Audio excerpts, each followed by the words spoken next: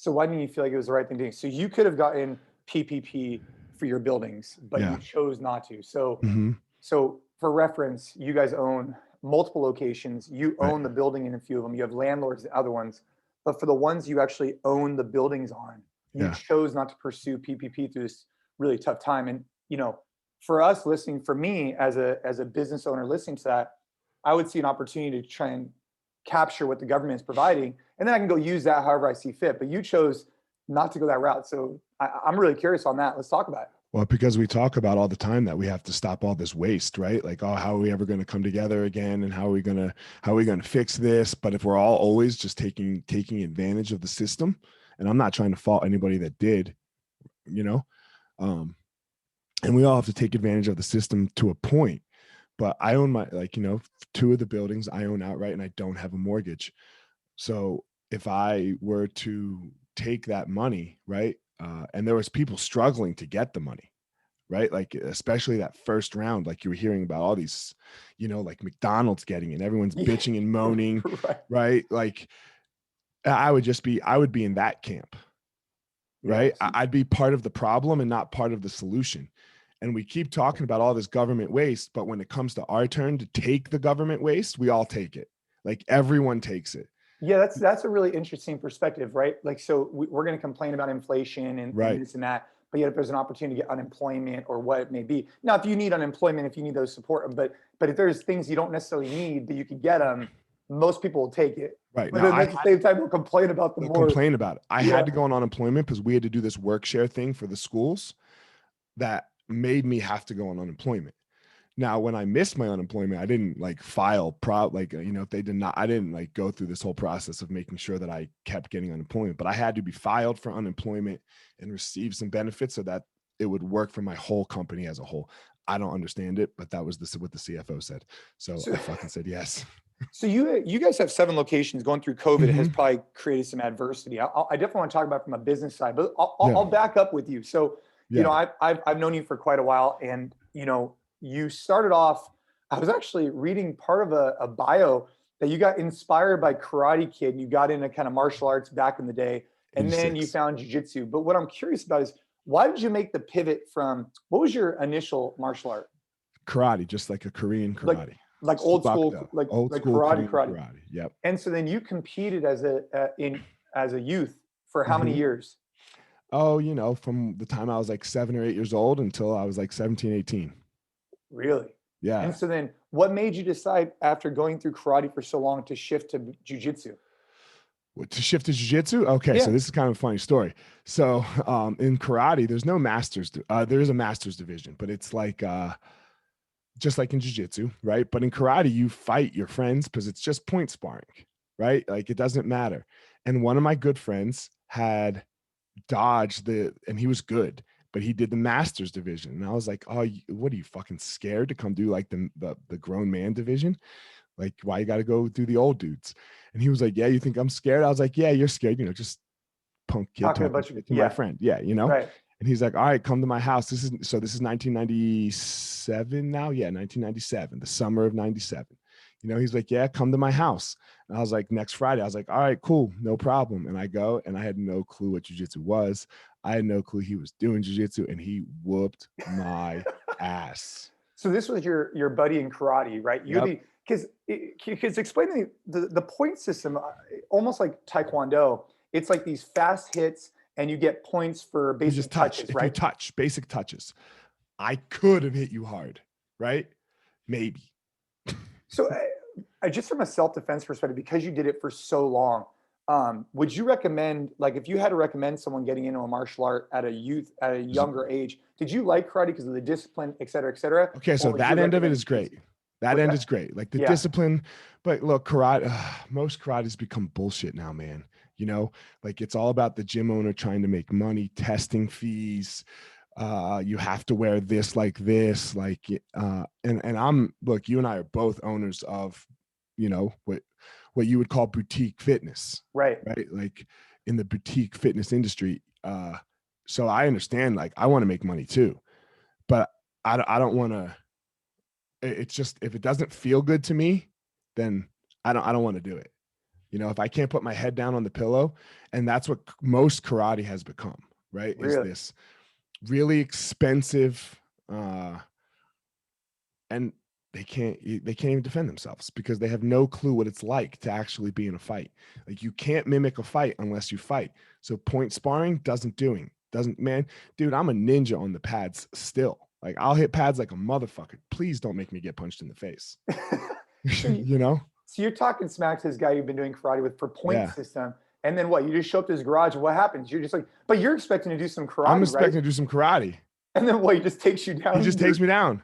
You know, but we agreed to do whatever. We agreed that like the fight went where the fight went. I'm bigger than him, right? Like, he's 160, 170 pounds. I'm 210 pounds, 200, somewhere in there, right? So I'm like, all right, if I get on top, I'm going to be fine. You know, I didn't care. I'm 17. He's 30. Oh, yeah. So he was, and so then what happens? Then boom, you got the bug. And then I was like, oh my God, this is not cool. Like, I can't let that happen. And then so you started rolling, and that was the end. Yeah. No, I didn't start then, right? Like, because you got to remember, it's 97 now. So there's not a lot of schools. And I'm in like this little town in South Jersey where the closest school's in Philly, and I have high school. And again, it's not like everyone relates it to now, right? Like, because you got to remember, transportation wasn't so easy. Yeah, you couldn't just Uber there or whatever. Yeah. You know, you didn't get like to go down the street, you had to walk or whatever it was, right? Like, there was no Uber, there was no none of this. So public transportation wasn't a thing in my town. So yeah, I mean, I just picked up what I could, and then I moved to Colorado, and I meet Amal, my jiu-jitsu teacher, and then I just go on this path where of getting really good. You know, for the first year of college, I trained a little bit, then I got hurt, but you know, I also got a girlfriend. Yeah. So like, my first real girlfriend. So like, slows things like, whoa, what is this? You know?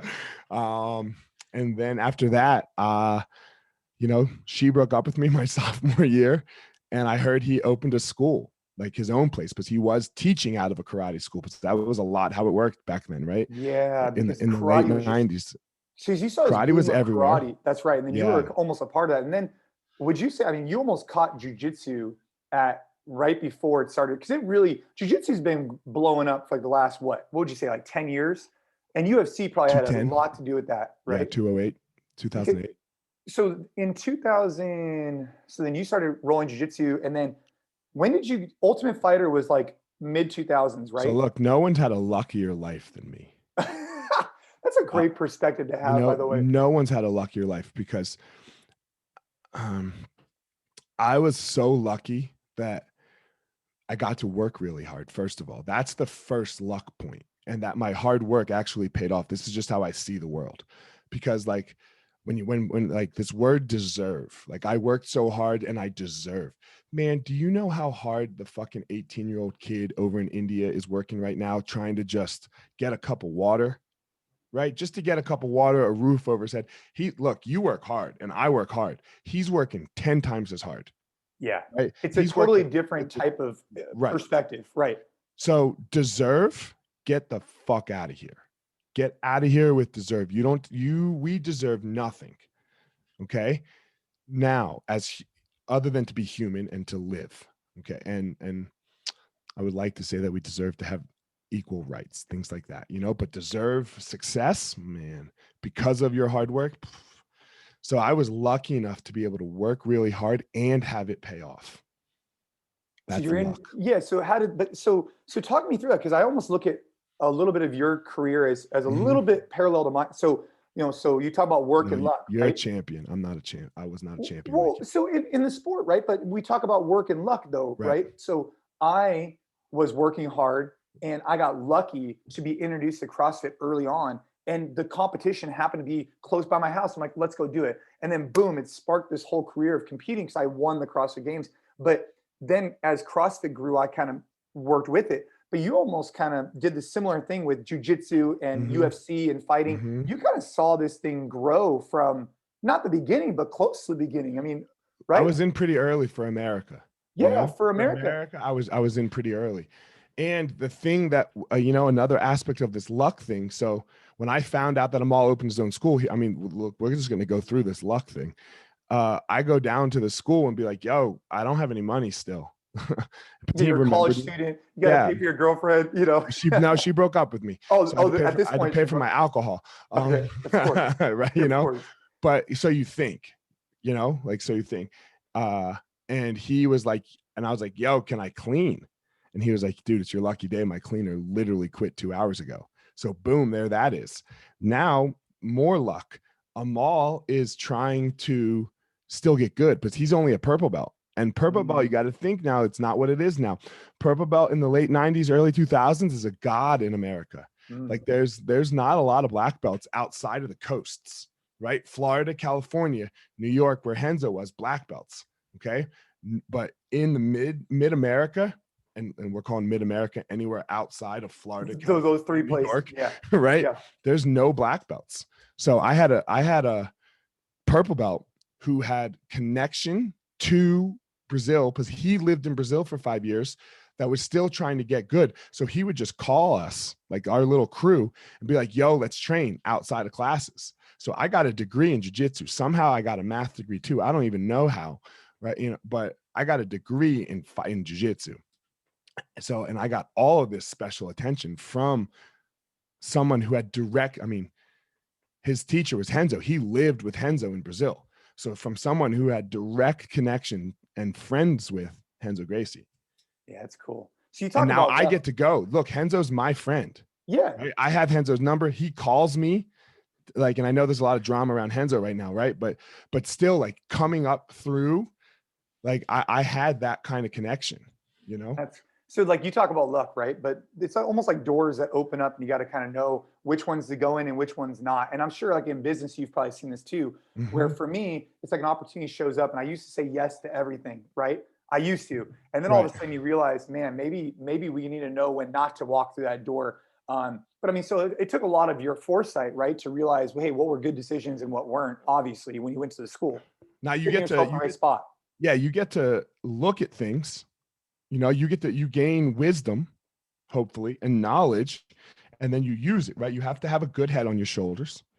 Okay. You have to think critically, and you have to know when to jump on something.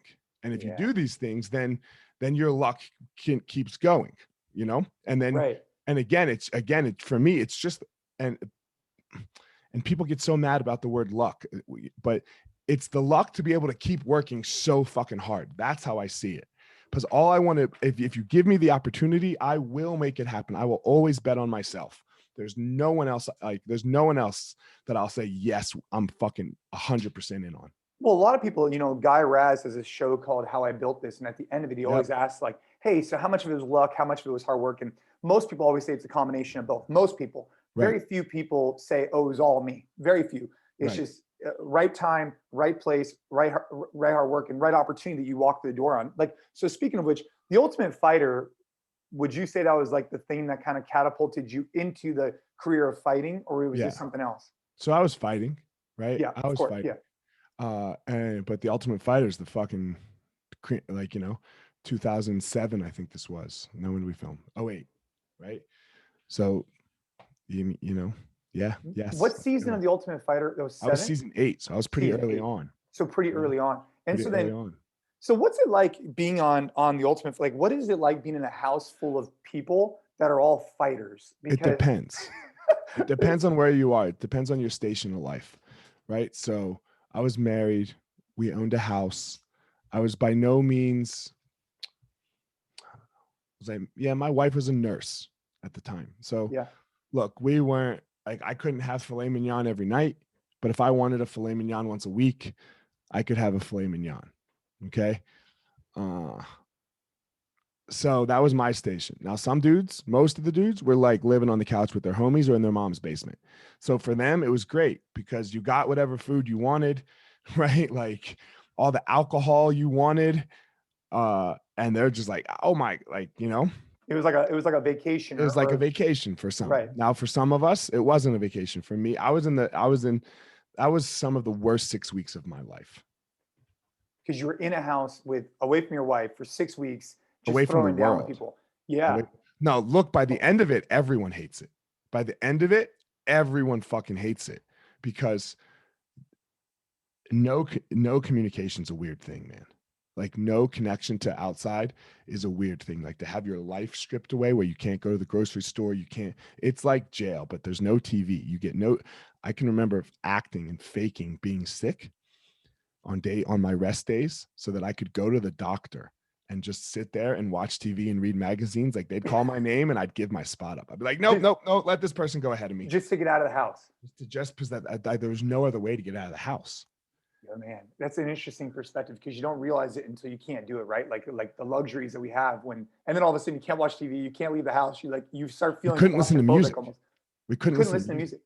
No, we couldn't listen to music. We couldn't read books, man. Why not? Because then we would sit there and listen to music all day and we wouldn't interact with each other. Oh, and then drama wanted to try and create some type of drama or some type of show. They don't want to create it. They want to create the atmosphere for it. Right. Yeah, they want to create the atmosphere for it. Right. And so, look, the Ultimate Fighter goes not perfect, but it goes okay, right? It goes good. It goes good enough that you get signed for UFC, good enough. Right? Yeah. Good enough. And so, most people, I should say, have never walked into an octagon and got into a fight with someone. I'd say 99.9% of people haven't. And, I know the emotions are super strong there. You think any of the guys, I was listening to a TED Talk you talked about, you think any of the guys have been skilled enough is everybody afraid? Is everybody, but they compartmentalize 100%. Because it's nerve wracking, right? You're going in to throw down and you don't know what they're going to do. And you know what I mean? It's not, you don't know the event because you don't know what your opponent's going to do. And so what's that emotion like kind of going up there? And then how do you compartmentalize it? Because you fought many times, not even just in the UFC. So right. I imagine over time you got better about kind of harnessing it. Otherwise you'd just be freaking out, right? I didn't, right? And this was the downfall of me, is that I didn't. And we can get into that part in a second. Everyone's scared. So like that was one good thing about the Ultimate Fighter is you got to see how scared everyone was because you can't hide it 24/7. So you would see guys who are getting ready for a match. All of us. All of you would just be kind of nervous, anxious, all of that. It's just now normal. The Conor McGregor stuff, whatever he does, right? His antics and things like that. Like that's what you see when he comes out of his hotel room. You don't know what the inside the hotel room looks like. Right. And again, that's just him. How his bravado is how he hides his fear. It's how he deals with his fear. Yeah. But I wonder if fear in that particular case kind of is a little bit of it's probably a good thing, right? Not you need it. If you're not scared, oh my God, if you're not scared, you're fucked. You have to be a little bit scared, There's right? got to be a little fear. Your life's on the line, man. Yeah, so I was listening to your TED talk, and I was interested because you started talking about this idea of anxiety, and there's a lot of anxiousness when you're going up for an event in front of a bunch of people. For me, I've competed, but I've never competed. Aside from basic jujitsu, which is totally different than what we're talking about here at UFC, is you're going in, you're really trying to not necessarily kill each other, but you're really trying to hurt each other. And that anxiousness, I imagine, is at a whole different level than what anybody else has felt. And so, compartmentalizing it, you talk about talking to a therapist, and I had a sports therapist for a really long time, and it was profoundly impactful on me. And I'm curious what type of takeaways you've had working with a sports therapist or whatnot that have really helped you, because maybe other people could use those same tools. So I see a therapist still to this day. So right. I've had my therapist, and if it were up to me right now, because of COVID, the scheduling's off. But since COVID, it's been every other week. But I go to therapy when this all ends. I'm going to go every week, and that's what I did before COVID, and that's what I plan to do after. It's very good for me, and this is what I'll say about therapy for me. I went in crisis originally because I was in a very intense, acute anxiety period, and I needed help. I needed help right now, and we did that, and we handled that, and that took about 9 months. But I am a person who experiences anxiety, my upbringing, my background, all of that. So I have to brush my teeth every day, right? And that's how I see therapy. Like if your teeth were rotting out of your mouth right now, brushing your teeth would do nothing. Right. Nothing. Right. Why do you brush your teeth? So that they don't get to rotting out of your mouth. Right. Right. So that's how I see therapy. I do therapy so that I don't fall apart. So that when I start to fall apart maybe a little bit, I'm like, oh, okay, here we go. We're putting the pieces back together. Right. We're picking them up early. Getting ahead of it before it gets too late. And yes. So, when people think about therapy, and I think as of recently, maybe the last, like, I don't know, maybe 5 years, it's became a little less fluffy, right? Mm-hmm.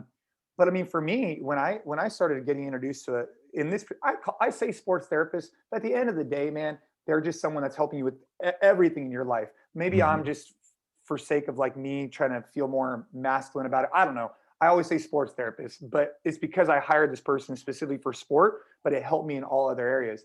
But I'm really curious, like from a therapy perspective, I mean, I think that it's been profoundly impactful for our family, right? My wife, myself, my daughter, even.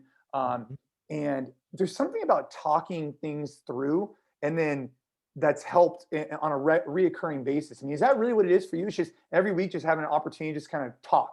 I just verbal vomit basically. Right. And she asks questions. And if she hears something, she goes, explain that again.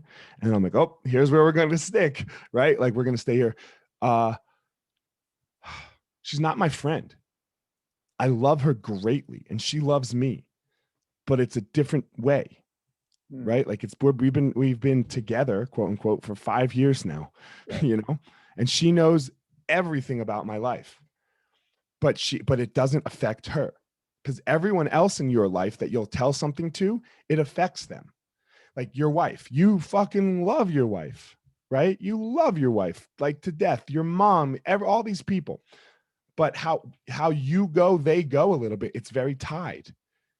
Yeah. And the therapist we're only tied for this hour. I've never gone to coffee with her.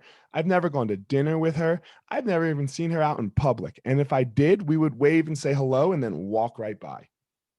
Because and so that's the relationship. That's the relationship. And that's what makes it so impactful. That's what makes it work. That's what makes it work. Because we have this, like, I hate to say it like this, but it's a circle of trust. Right. And we only do this thing together. And so when you're looking for someone to kind of like, so the signs for you that you needed to talk to someone, obviously you're getting excessive amounts of just anxiety, couldn't sleep. Yours is a little bit more like, hey man, you're rocked. But I mean, even if you started feeling these signs earlier, how would you go about finding, in your opinion, the right therapist? What kind of things are you looking for? Because you've been going a lot longer than I could say I had exposure. So I'm curious your thoughts there. In this period of acuteness, anxiety, like it didn't work. I saw some people it didn't work. Like, look, you and I are homies, right? If I need to call, like for some reason, I can't do a dude. Because if I need to call someone, I'll call you. You're my homie. Right? Like I'm not talking to a dude. I have dudes, right. For some reason I need this older female, and that's what I learned worked for me. And you tried out a few of them. I tried out a couple people. I'm like, yeah, I'm not fucking talking to you. Yeah, I'm not talking to you. Right? Like I tried talking to them and I'm like, yeah, I'll never fucking tell you anything. And for some reason I sat down with this lady. I was like, whoa. Wow. Yeah, that's cool. I mean, I think, for me, dating. one of the biggest things for me when I was competing professionally, this guy had me kind of like create 2 circles and understand what's in my control versus out of my control. And it was just really, really that like one nugget, it's like listening to a podcast. You pick up one nugget. It's like, wow, that could be really profound. It's funny because you could be sitting down with this person talking for hours and they could say one thing that really has a big impact. 100%. Like that. Yeah. She never really says that much. It's more you talking. She doesn't say that much, but when she talks, it's like fucking the heavens opened up. I'm like, okay. So kind of, look, you had your career in the UFC had highs and lows, and obviously, it's an extreme example of a career path, very extreme, because it's not like you're just showing up 9 to 5. You're kind of preparing for this giant event. And so, looking at now your traditional 9 to 5, for lack of a better term, right? You own a chain or a group of gyms, specifically jiu-jitsu gyms. And COVID, you talk about adversity, right? So you're getting hit with adversity when you're in the Ultimate Fighter house. You're getting hit with adversity when you're losing a fight. But I mean, now you're talking about your business and you guys had to shut down and you guys have done a bunch of pivots. So I'm curious, what have you guys done as a business to kind of navigate through COVID and kind of lessons learned through that? Because I'm sure you have some, knowing that your staff, your members, and then your locations, all that kind of stuff? So, COVID was super interesting, and I probably would have handled it differently if I had one school versus 7. Right? If I was the one person running the school and yada yada, things like that, right? But with 7 schools, you have, and one is up in Boulder, which is like way more liberal than I would like, and one is down in Castle Rock, which is way more conservative than I would like. So we have people in both and employees that live in both, right? Right. So we can't just have this real liberal stance or real conservative stance. We had to find some flux, and everyone had to compromise. Your staff, your members, our staff, everybody. our members, everything. There had to be some compromise, but that's part of our core values. Yeah. That's part of the values that we hold, and we know what they are, and that's what it is. We have to work together. And the big thing with the schools was community, right? So were you guys able to keep your membership, intact? What were your 50%? Yeah, what were your kind of like your position there? Because jujitsu, for us with our gyms, it was very difficult for us to retain people at $200 a month or whatever it is when you couldn't provide that service, right? That's tough. And you could provide online service, but it's not exactly the same in fitness, and it's definitely not the same in jujitsu. So what is that? I mean, I guess you were able to retain some people through being closed, and then when you reopened, not everybody was ready to run back. But how is it today versus right when you reopened? So we're good. We made it. Well, we made it through, due to an amazing staff, right? An amazing staff and an amazing community. To all the gym owners or jiu-jitsu school owners, you have to create something, from my perspective, where they love the thing, like they love jiu-jitsu, right? But what they love more with us is Easton. They love the school. They love the culture. people. They love the people. Right? Like that's the key. Because if you can create that, then they need it to, you and them need it to be there when whatever ends, right? Like, and this takes work. This takes a lot of work on the Jason Khalipas of the world and the Eliot Marshalls of the world, because a lot of times, look, you were successful, I was successful in our sport, right? And we sometimes can see it as, and I did see it like this until I had my breakdown spiritual awakening thing that I in 16, like, man, these people are kind of lucky to get to learn from me. Like, I've done a lot. Right. That was your perspective before you realized that no one owes you anything. No, right. Yeah. And this was part of like, and look, we can tie this all back to my childhood and my upbringing. But what I had to make this shift of is like, man, I'm the lucky one. It's my privilege that anybody in the whole world, I don't care who they are, would give up an hour of their time, which they can never get back, because you can make more money and you can buy a bigger house and you can eat nicer. Like, you can do all of this stuff. The only asset we can't get back is time. So why would anyone choose to share their time, spend their time listening or learning jiu-jitsu from me? So it's my privilege. It's not their privilege that I'm good at jiu-jitsu and that I've accomplished and blah, blah, blah. It's mine. Holy fuck, is it my privilege? Yeah. So that shift in mindset, right? That shift of, man, I eat shit and die like everybody else. And so do they. So how do we make this existence together more skillful? And so, what, you talk about your childhood, but like what in particular kind of drew that? So when I won the CrossFit Games, I happened to open a school like a week before I won the CrossFit Games. So, so there was a lot of that, like, oh, people are going to come because of your background. But what I learned is they come maybe. Yeah, they might come, but they're not going to stay if just for your reputation, whatever it is, right? You got to treat them like you're talking about.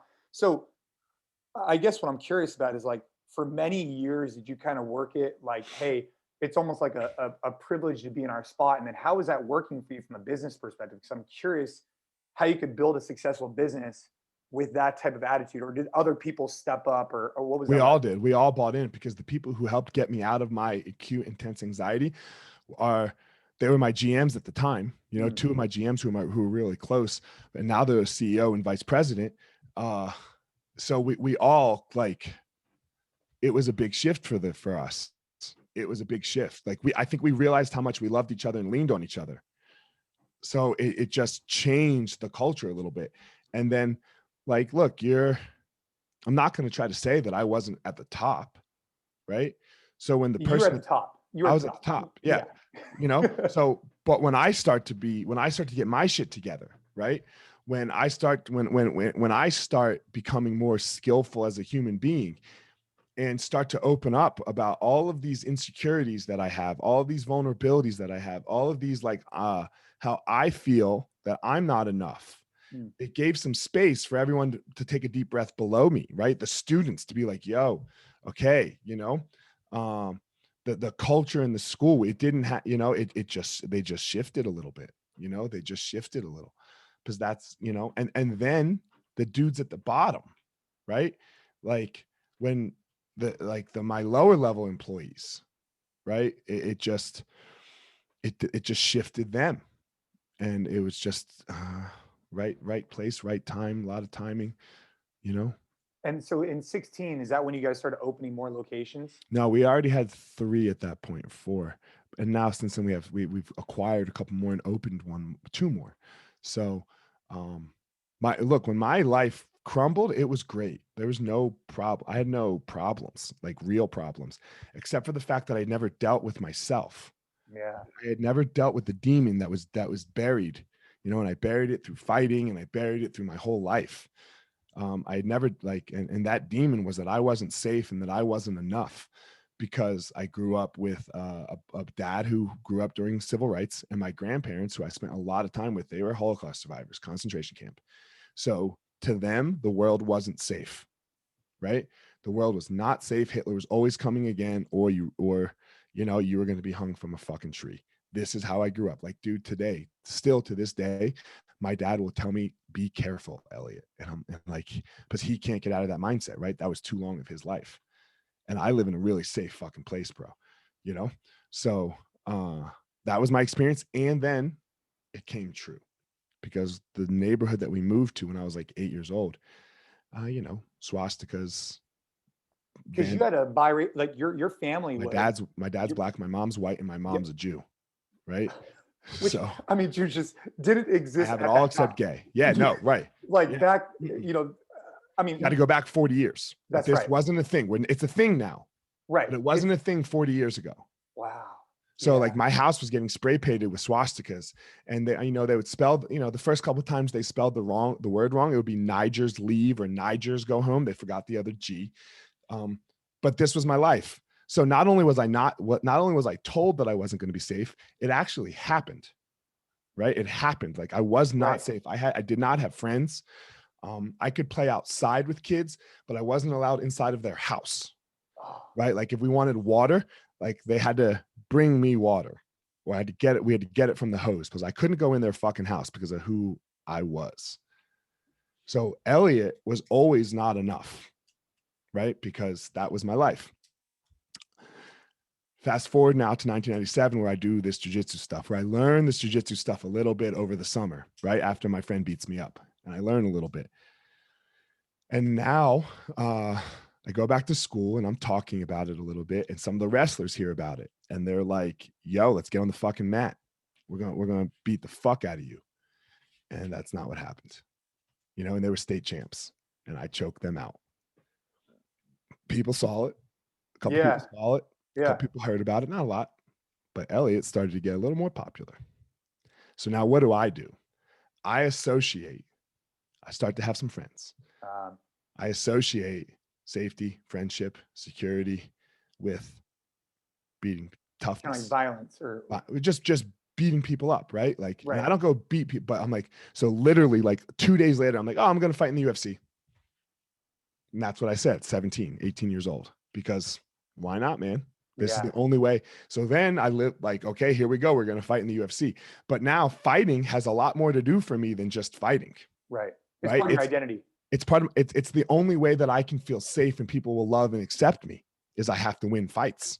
So we're not talking about just money anymore. We're not talking about just like the normal stuff. We're talking about the only way that I'm going to be loved and felt enough as a person is if I win these fights. If I lose these fights, then I'll be back to this kid alone with his house getting spray painted and yada, yada. So it was a lot of that was a massive amount of pressure. Dude, that I couldn't live up to. First off, your upbringing and your background is really unique for, especially at the time, right? Right. But it's really interesting how you can have the foresight or hindsight to look back and say, hey, like these were the things that kind of created this mindset and why I am the way I am, right? Mm-hmm. And you know, you got to be open about that. I'm sure that your therapist has been really helpful along that journey, which is just another testament to why she opens these doors. And you start saying, oh, and things start clicking. So, and to bring therapy back to sports psychology and all of this now. Yeah. Right? Yeah. Like, what this has allowed me to do, all of this, figuring that out, all of it, and coaching, like really like coaching athletes has really helped with this too. And running the schools, all of it. I know exactly who I am. And when I say I know who I am, it's these really what I like to call neutral things. I'm a father, I'm a teacher, I'm a student, I'm a fighter, I'm a survivor, I'm a leader, and all of these things make me enough. Now, these things are untouchable. When will I not be my kid's father? Right. I always will. They're untouchable. There's no outside event that touches these 6 things, right? If I make, so, you know, you have NCFIT and I started Easton Online. If Easton Online crushes it, let's say just fucking crushes it and makes $10 million a year for me, does it touch those things? Nope. Right. They're the same. So there's no, and then on the other side, if Easton Online just bombs, it doesn't touch Eliot. So if nothing can touch Eliot, if Eliot is untouchable, right, then I can go fail and be successful. It opens the space. It puts space in between you and an event. And as athletes, as business people, as everything in the world, that's what we have to do. Because that's, from my perspective, because it gives us the space to go, okay, I'm going to go try to be as skillful as I can. And the fear of failure goes away. And the I'm great part of success, that goes away too, because I am a father. Yeah, you're identifying your who you are is not directly connected to a specific event, outcome, and whatnot. And that's a hard pill to swallow, man, especially when you're competing, because for so many years, part of my identity was a professional CrossFit athlete. I mean, and just like you, right? And then all of a sudden, at one point, I remember telling myself, I don't remember what year it was. I said, hey, you know, this will eventually come to an end.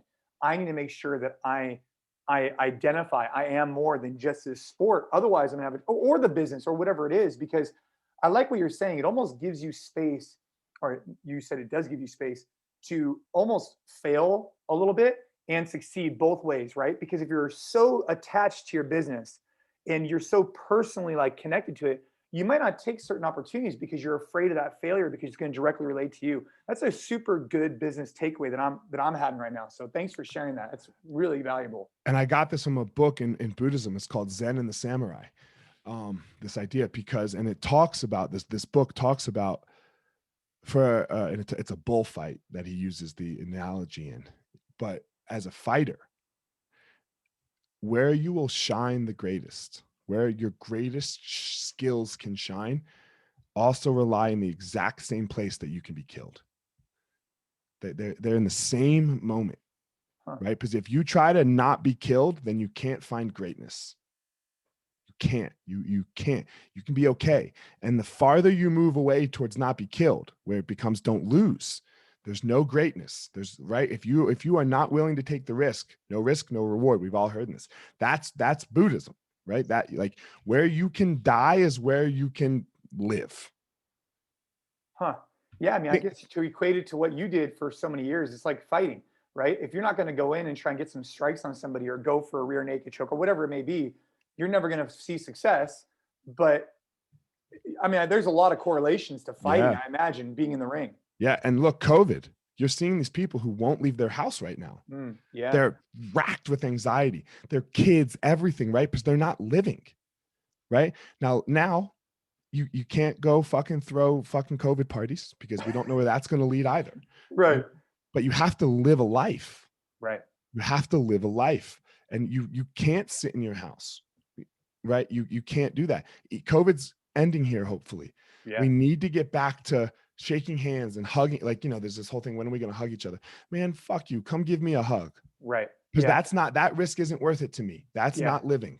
The personal connection is huge. I mean, I think your like kind of evolution from a business perspective and an athlete perspective is super cool to see and hear about because of that kind of not awakening. I don't know if I should call it that, but the perspective shift. I don't know what to call it either. Yeah. Yeah. And the idea is like, so if you're an owner of a gym, if you're an owner of a business, you know, this concept of like people are giving you an hour of their time is something that I think is so powerful. Like at the end of each class, I always say, like, when I'm coaching is like, hey, you could be anywhere you want, but you chose to come in here. And I'm just super grateful for you to be here. I think that every day, if as a coach or as an owner, if we could put that mindset forward, it gives that gratitude that starts to build the business because people feel it. You know, they feel that emotion from you. I refuse to get paid to teach jiu-jitsu.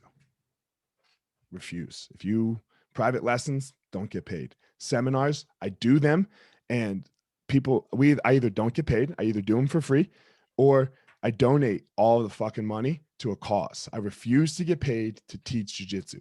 And I know what everyone's saying right now, Eliot, you own schools, you get paid for jiu-jitsu. And no.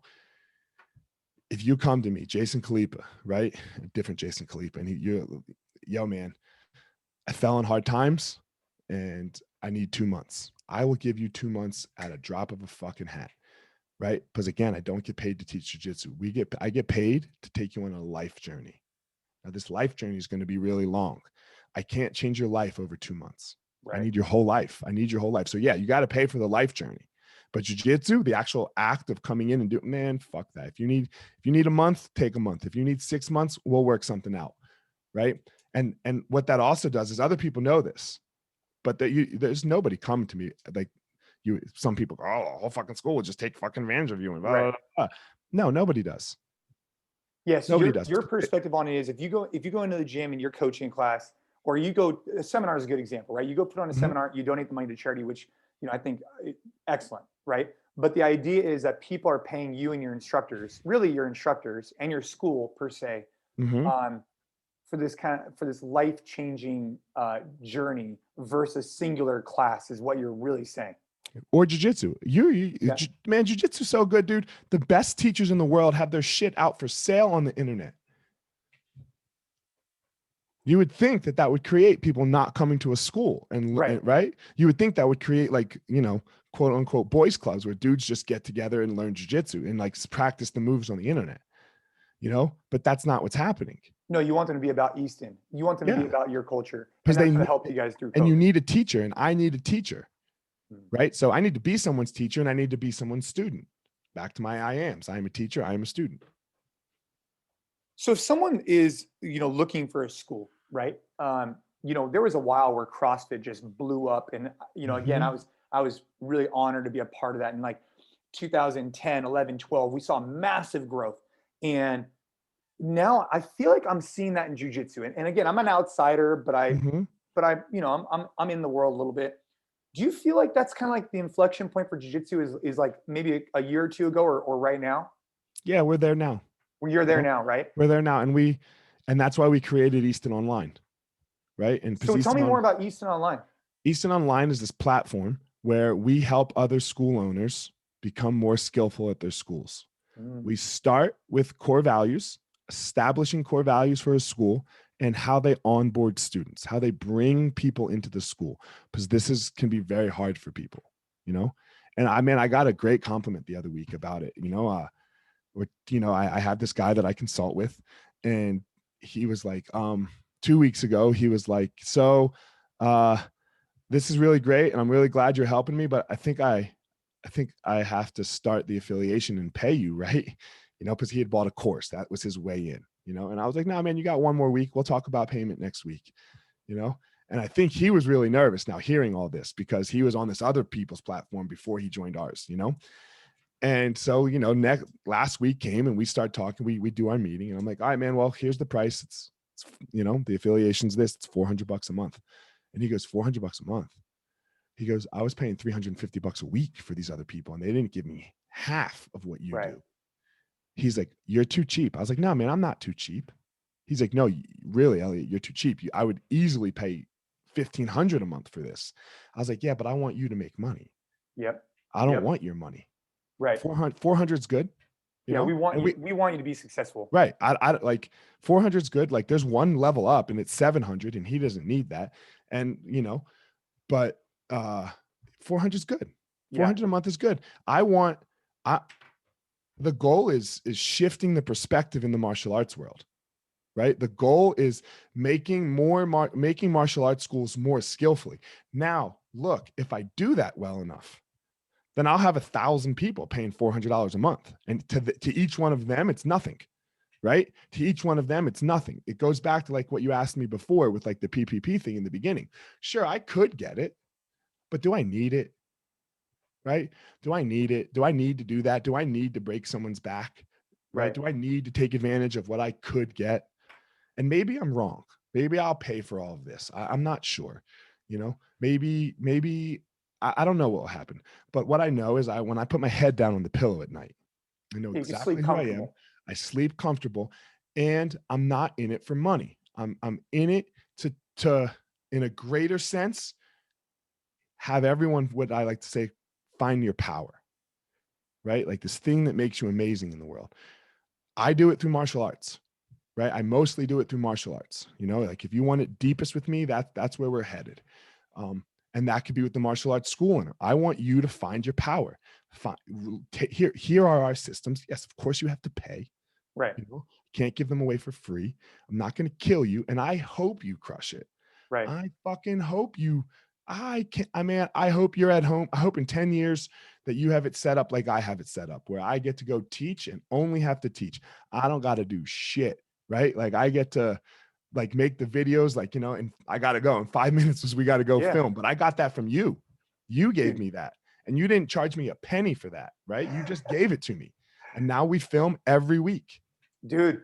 Well, bro, I'm super, you know, my passion has always been to rise the tides for gym owners, coaches, and now we're really branching out to the end user as well. But it sounds like that's exactly what you want to do, because I want the entire industry to thrive. And I know you got to run and film. I really appreciate your time today. We've dove into a bunch of stuff. I definitely want to. There's more we could lean into in the future. But for someone that wants to know more about you, your background, maybe they're a CrossFit gym owner and they want to go open up a jiu-jitsu school eventually. Maybe they can reach out to you. What's the best place to go? The best place to hit me up is my Instagram. It's at firemarshal205. I try to answer everybody on that Instagram. So that's the best place to go find me at. Now, look, I do a lot of personal stuff, right? Where I have like a webinar for the person on mindset and like a little course for people on how to start their day and continue through their day, what I like to call the gospel of fire, finding your power. So I have that, but the best way to get to me, the webinar is totally free. So go get that off my Instagram. I put some jiu-jitsu technique out there. I have my book out there, an ebook for free. If you want the Audible version, you can find everything off my Instagram. Dude, I love it, man. Well, hey, I appreciate you. Go get after everything. Let's go film. Hey, man, I appreciate it. Right. You know, my guy, Rory, put me in contact with you for my podcast, you know, and then it shifted me a little bit. So I don't know. I feel like you cross paths with people in the world, and it's not even like we ever hang out, right? Because you're in California, like we were going to, and then COVID hit, right? But you've affected my life, right? You've touched my life. So more than anything else, I think that's the greatest thing that you can do for somebody. So man, I really appreciate it. Hey, let's keep getting after it. Thanks, brother. Fuck yeah, man. All right, man.